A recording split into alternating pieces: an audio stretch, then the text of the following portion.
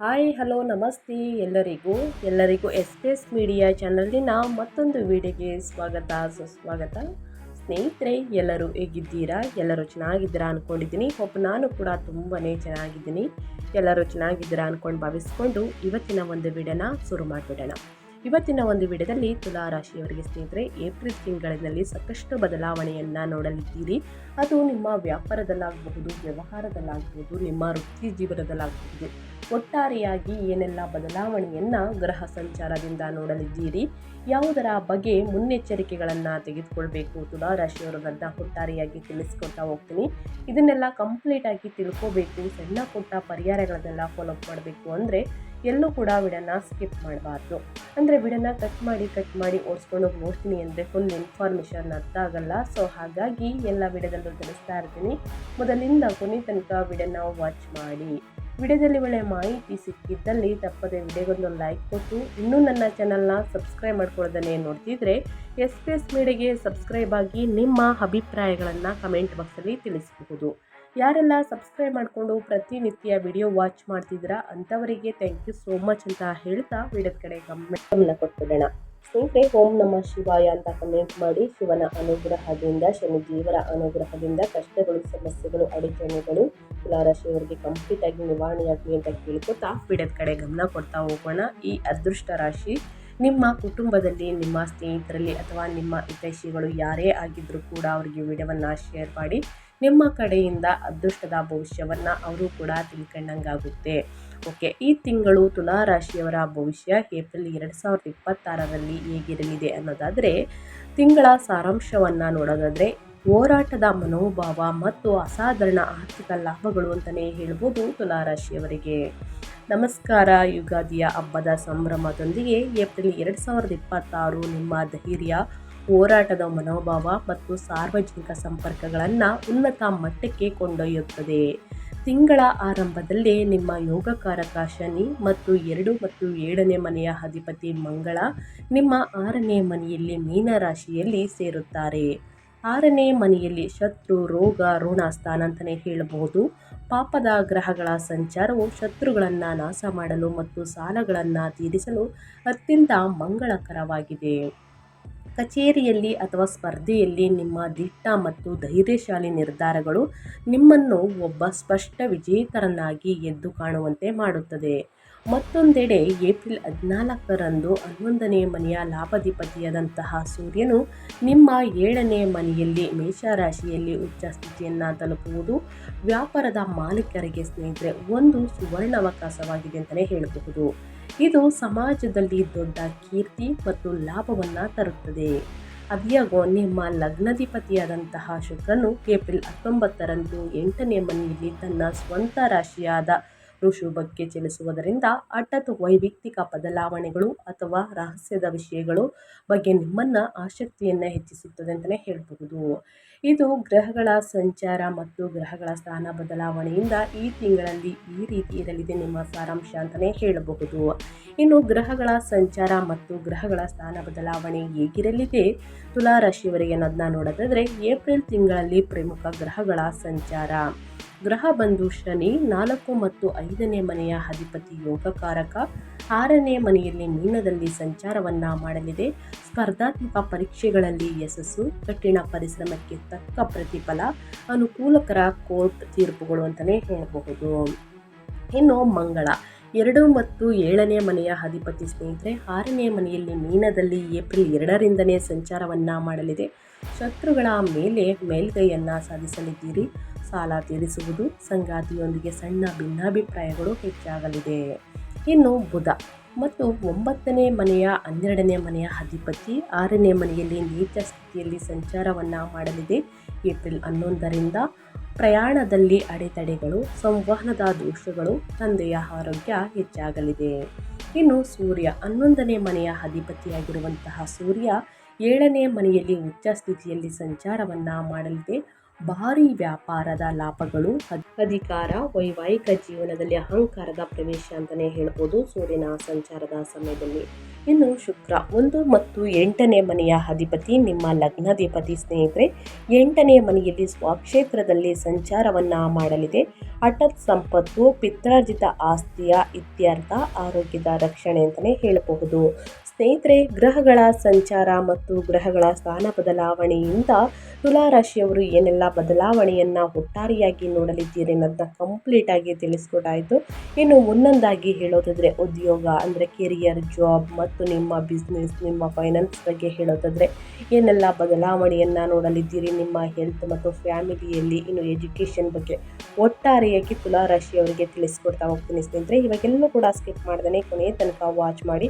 ವಿಡಿಯೋಗೆ ಲೈಕ್ ಮಾಡಿಲ್ಲ ಅಂದರೆ ದಯವಿಟ್ಟು ಲೈಕ್ ಮಾಡಿ ಅಂತ ಹೇಳ್ತಾ, ಈ ತಿಂಗಳು ಗ್ರಹಗಳ ಸಂಚಾರವು ಉದ್ಯೋಗಸ್ಥ ವೃತ್ತಿಪರರಿಗೆ ಅಪಾರ ಪ್ರಾಬಲ್ಯವನ್ನು ನೀಡುತ್ತದೆ. 6ನೇ ಮನೆಯು ಸೇವೆಯ ಉದ್ಯೋಗ ಅಂತಲೇ ಹೇಳಬಹುದು.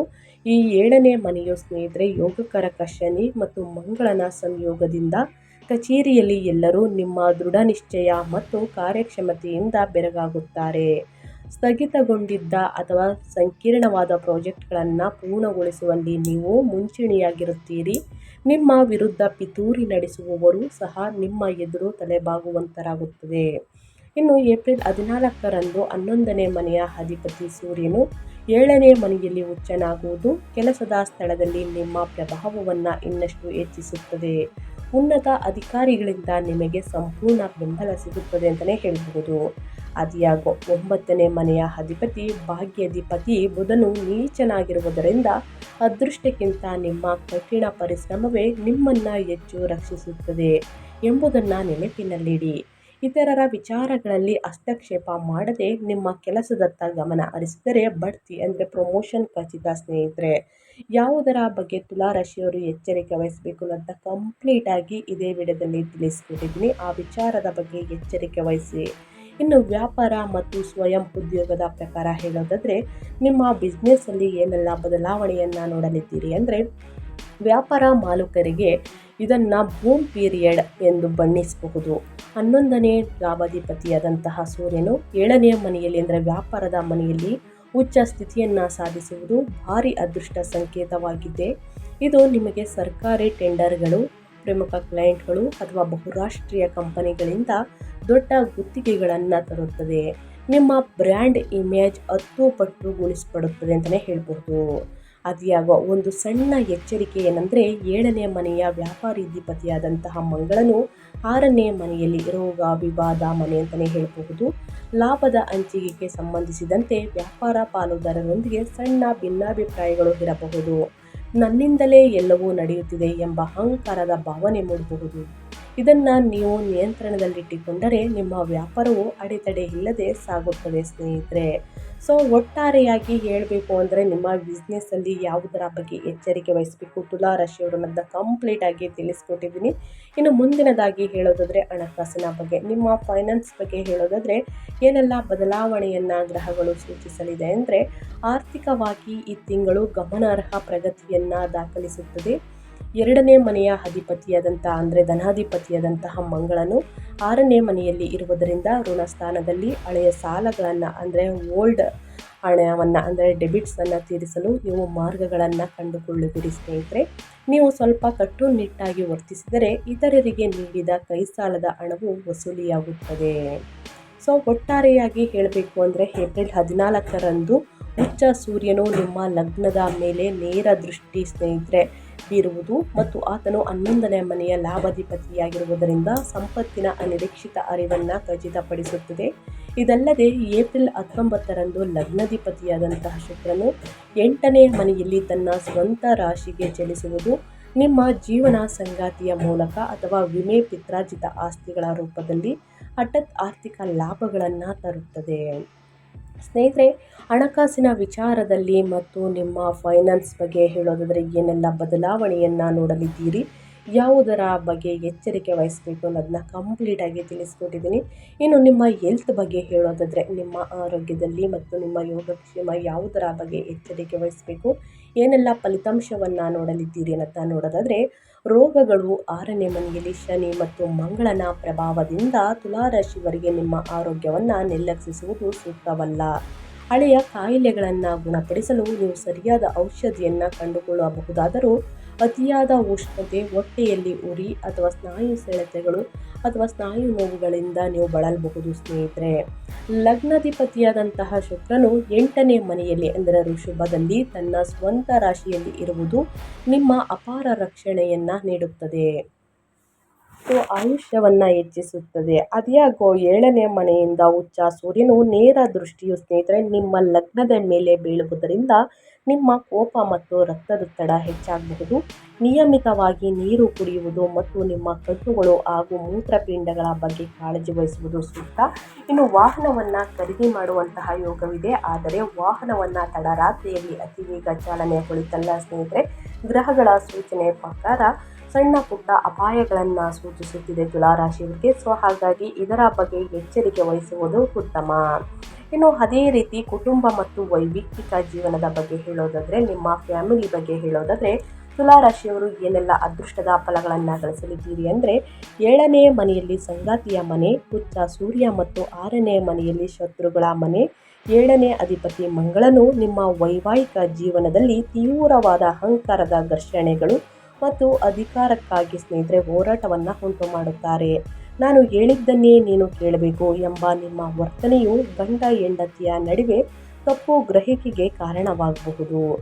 ಒಬ್ಬರಿಗೊಬ್ಬರು ಸ್ಪೇಸ್ ಕೊಡುವುದು ಬಹಳ ಮುಖ್ಯ. 9ನೇ ಮನೆಯಲ್ಲಿ ಗುರುವಿನ ಸಂಚಾರವು ನಿಮ್ಮ ತಂದೆಯಿಂದ ಬೆಂಬಲವನ್ನು ಒದಗಿಸುತ್ತದೆ. ಏಪ್ರಿಲ್ 19ರ ನಂತರ 8ನೇ ಮನೆಯಲ್ಲಿ ಶುಕ್ರನ ಸಂಚಾರವು ನಿಮ್ಮ ಜೀವನ ಸಂಗಾತಿಯೊಂದಿಗಿನ ದೈಹಿಕ ಅನ್ಯೋನ್ಯತೆಯನ್ನು ಹೆಚ್ಚಿಸುತ್ತದೆ, ಹಳೆಯ ಜಗಳಗಳನ್ನು ಬಗೆಹರಿಸುತ್ತದೆ ಮತ್ತು ಪ್ರಣಯ ಭರಿತ ವಾತಾವರಣವನ್ನು ಸೃಷ್ಟಿಸುತ್ತದೆ. 5ನೇ ಮನೆಯಲ್ಲಿರುವ ರಾಹುವು ಕೆಲವೊಮ್ಮೆ ನಿಮ್ಮ ಮಕ್ಕಳ ಭವಿಷ್ಯದ ಬಗ್ಗೆ ಅನ್ಯೋನ್ಯತೆ ಆತಂಕವನ್ನು ಉಂಟು ಮಾಡಬಹುದು. ಹಾಗಾಗಿ ನಿಮ್ಮ ಕುಟುಂಬದಲ್ಲಿ ಏನೆಲ್ಲ ಬದಲಾವಣೆಯನ್ನು ಗ್ರಹಗಳು ಸೂಚಿಸಲಿದೆ, ಯಾವುದರ ಬಗ್ಗೆ ಎಚ್ಚರಿಕೆ ವಹಿಸಬೇಕು ಅನ್ನೋದನ್ನ ಕಂಪ್ಲೀಟಾಗಿ ತಿಳಿಸ್ಕೊಟ್ಟಿದ್ದೀನಿ. ಇನ್ನು ಮುಂದಿನದಾಗಿ ಹೇಳೋದಾದರೆ ಎಜುಕೇಷನ್ ಬಗ್ಗೆ.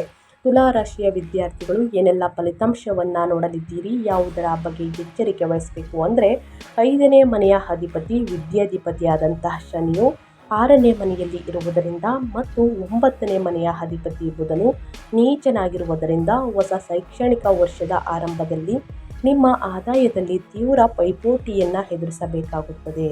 ಅದ್ಯಾಗೋ 6ನೇ ಮನೆಯು ಸ್ಪರ್ಧಾತ್ಮಕ ಪರೀಕ್ಷೆಗಳನ್ನು ಆಳುವುದರಿಂದ ಹಗಲು ರಾತ್ರಿ ಕಷ್ಟಪಟ್ಟು ಓದುವವರು ಶನಿಯ ಕಾರಕತ್ವ ಅಂದರೆ ಗ್ರೂಪ್ಸ್ ಮತ್ತು ಸಿವಿಲ್ ಸರ್ವಿಸ್ನಂತಹ ಪರೀಕ್ಷೆಗಳಲ್ಲಿ ಅದ್ಭುತ ಯಶಸ್ಸನ್ನು ಸಾಧಿಸುತ್ತಾರೆ. ನೀವು ಸೋಮಾರಿತನವನ್ನು ಬದಿಗೊತ್ತಿ ಸರಿಯಾದ ಯೋಜನೆಯೊಂದಿಗೆ ಅಧ್ಯಯನವನ್ನು ಮಾಡಬೇಕು. ಶಾಂತವಾದ ಸ್ಥಳದಲ್ಲಿ ಕೂತು ಅಧ್ಯಯನವನ್ನು ಮಾಡಿದ್ದಲ್ಲಿ, ಇಂದಿನ ದಿನ ಕಷ್ಟಪಟ್ಟಿದ್ದಲ್ಲಿ ಮುಂದಿನ ದಿನಗಳಲ್ಲಿ ಅದೃಷ್ಟವನ್ನು ಗಳಿಸುವುದಕ್ಕೆ ಸಾಧ್ಯವಾಗಲಿದೆ. ಹಾಗಾಗಿ ಕಷ್ಟಪಟ್ಟು ಅಧ್ಯಯನದ ಕಡೆ ಗಮನ ಕೊಡಿ, ಉನ್ನತ ಫಲಿತಾಂಶವನ್ನು ಖಂಡಿತವಾಗಿಯೂ ಗಳಿಸಲಿದ್ದೀರಿ. ಎಷ್ಟೇ ಅಡೆತಡೆಗಳು, ಕಷ್ಟಗಳು, ಸಮಸ್ಯೆಗಳು, ಅಡಚಣೆಗಳು ಬಂದಿದ್ದಲ್ಲಿ ಹನುಮಾನ್ ಚಾಲಿಸವನ್ನು ಓದಿ ಸ್ನೇಹಿತರೆ, ಭಯ, ಆತಂಕ, ತೊಂದರೆಗಳೆಲ್ಲವೂ ನಿವಾರಣೆಯಾಗಲಿದೆ. ಈ ತಿಂಗಳಲ್ಲಿ ಅನುಸರಿಸಬೇಕಾದ ತುಲಾರಾಶಿಯವರು ಜ್ಯೋತಿಷ್ಯದ ಪರಿಹಾರಗಳನ್ನು ತಿಳಿಸ್ಕೊಡ್ತೀನಿ. ಆದಷ್ಟು ಶಕ್ತಿಶಾಲಿಯಾದಂತಹ ಪರಿಹಾರ ಸ್ನೇಹಿತರೆ. ಈ ಪರಿಹಾರವನ್ನು ಅನುಸರಿಸಿ ಎಷ್ಟೇ ಕಷ್ಟಗಳು, ಸಮಸ್ಯೆಗಳು, ಅಡಚಣೆಗಳು ಇದ್ದರೆ ಸಂಪೂರ್ಣವಾಗಿ ನಿವಾರಣೆಯಾಗಲಿದೆ. 7ನೇ ಮನೆಯಲ್ಲಿ ಉಚ್ಚ ಸೂರ್ಯನಿಂದ ಉಂಟಾಗುವ ಅಹಂಕಾರವನ್ನು ಕಡಿಮೆ ಮಾಡಲು ಮತ್ತು 6ನೇ ಮನೆಯಲ್ಲಿರುವ ಗ್ರಹಗಳ ಸಂಪೂರ್ಣ ಶುಭ ಫಲಿತಾಂಶಗಳನ್ನು ಪಡೆಯಲು ಈ ಪರಿಹಾರಗಳನ್ನು ತುಲಾರಾಶಿಯವರು ಅನುಸರಿಸಬೇಕಾಗುತ್ತದೆ. ಮೊದಲನೇದಾಗಿ ಮಹಾಲಕ್ಷ್ಮೀ ದೇವಿಯ ಆರಾಧನೆ. ನಿಮ್ಮ ಲಗ್ನಾಧಿಪತಿಯಾದಂತಹ ಶುಕ್ರನು ಬಲವನ್ನು ಸ್ಥಿರಗೊಳಿಸಲು ಮತ್ತು 8ನೇ ಮನೆಯ ಅಡೆತಡೆಗಳನ್ನು ತಡೆಯಲು ಶುಕ್ರವಾರದಂದು ಕನಕದಾರ ಸ್ತೋತ್ರವನ್ನು ಪಠಿಸಿ ಮತ್ತು ಲಕ್ಷ್ಮೀ ದೇವಿಯನ್ನು ಪೂಜಿಸಿ. ಶುಕ್ರವಾರದಂದು ಬಡ ವಿದ್ಯಾರ್ಥಿಗಳಿಗೆ ಸ್ನೇಹಿತರೆ ಪುಸ್ತಕ, ಪೆನ್ನು, ಅವರಿಗೆ ಬೇಕಾಗಿರುವಂತಹ ವಸ್ತುಗಳನ್ನು ದಾನ ಮಾಡುವುದರಿಂದ ಸಾಕಷ್ಟು ಅದೃಷ್ಟವನ್ನು ನೀವು ನೋಡಲಿದ್ದೀರಿ. ಇನ್ನು ಸೂರ್ಯನ ಪರಿಹಾರ. ನಿಮ್ಮ ವೈವಾಹಿಕ ಜೀವನದಲ್ಲಿ ಅಹಂಕಾರವನ್ನು ಅಂದರೆ ಈಗೋವನ್ನು ಕಡಿಮೆ ಮಾಡಲು ಏಪ್ರಿಲ್ 14ರಿಂದ ಪ್ರತಿದಿನ ಬೆಳಿಗ್ಗೆ ಸೂರ್ಯ ದೇವರಿಗೆ ಅಗ್ರ್ಯವನ್ನು ನೀರನ್ನು ಅರ್ಪಿಸಿ ಸ್ನೇಹಿತರೆ. ಮತ್ತು ನಿಮ್ಮ ತಂದೆ ತಾಯಿಯನ್ನು ಗೌರವಿಸಿ ನೀರನ್ನು ಅರ್ಪಿಸಬೇಕಾದ್ರೆ ಸೂರ್ಯ ದೇವರಿಗೆ ಸ್ನೇಹಿತರೆ ಆದಿತ್ಯ ಹೃದಯ ಸ್ತೋತ್ರವನ್ನು ಹೇಳುತ್ತಾ ನೀರಿನಲ್ಲಿ ಕುಂಕುಮ ಮತ್ತು ಬೆಲ್ಲವನ್ನು ಮಿಶ್ರಣ ಮಾಡಿ ಸ್ನೇಹಿತರೆ ಅಗ್ರವನ್ನು ನೀಡಿ ಒಳಿತಾಗಲಿದೆ. ಇನ್ನು ಹನುಮಾನ್ ಚಾಲಿಸವನ್ನು ಪಠಿಸಿ. 6ನೇ ಮನೆಯಲ್ಲಿ ಮಂಗಳ ಮತ್ತು ಶನಿಯಿಂದ ಉಂಟಾಗುವ ಕೋಪ ಮತ್ತು ಆತುರವನ್ನು ನಿಯಂತ್ರಿಸಲು ಪ್ರತಿ ಮಂಗಳವಾರ ಹನುಮಾನ್ ಚಾಲಿಸವನ್ನು ಪಠಿಸಿ. ಇದು ಆತಂಕ, ಭಯ, ತೊಂದರೆ, ಅಡಚಣೆ ಎಲ್ಲವೂ ಕೂಡ ನಿವಾರಣೆಯಾಗಲಿದೆ ಸ್ನೇಹಿತರೆ. ಸೊ ಹಾಗಾಗಿ ತಪ್ಪದೇ ಈ ಪೂಜೆ ಪುನಸ್ಕಾರಗಳನ್ನು ಮಾಡಿ ಮತ್ತು ಪರಿಹಾರವನ್ನು ಮಾಡಿ ಆದಷ್ಟು ಬಡವರಿಗೆ, ನಿರ್ಗತಿಕರಿಗೆ, ನಿಮ್ಮ ಕೈಯಲ್ಲಾದಷ್ಟು ಜನರಿಗೆ ಸಹಾಯವನ್ನು ಮಾಡಿ. ಖಂಡಿತವಾಗಿಯೂ ಸ್ನೇಹಿತರೆ ಅದರಿಂದ ಪ್ರತಿಫಲವನ್ನು ನೀವೇ ನೋಡಲಿದ್ದೀರಿ ಅಂತಲೇ ಹೇಳಬಹುದು.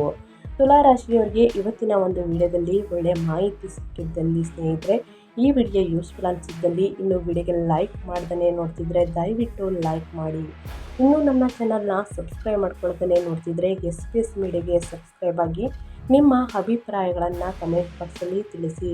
ಓಂ ಶಂ ಶನೀಶ್ವರಾಯ ನಮಃ ಅಂತ ಕಮೆಂಟ್ ಮಾಡಿ. ಶನಿದೇವರ ಅನುಗ್ರಹದಿಂದ ನಿಮ್ಮ ಜೀವನದಲ್ಲಿ ಇದ್ದ ಕಷ್ಟಗಳು, ಸಮಸ್ಯೆಗಳು ಎಲ್ಲವೂ ಕೂಡ ನಿವಾರಣೆಯಾಗಲಿ ಅಂತ ಹೇಳ್ತಾ ಮತ್ತೊಂದು ವಿಡಿಯೋ ಜೊತೆ ಮತ್ತೊಂದು ಹೊಸ ಭವಿಷ್ಯದಲ್ಲಿ ಹೊಸ ಅಪ್ಡೇಟಲ್ಲಿ ಸಿಗ್ತೀನಿ. Thank you for watching.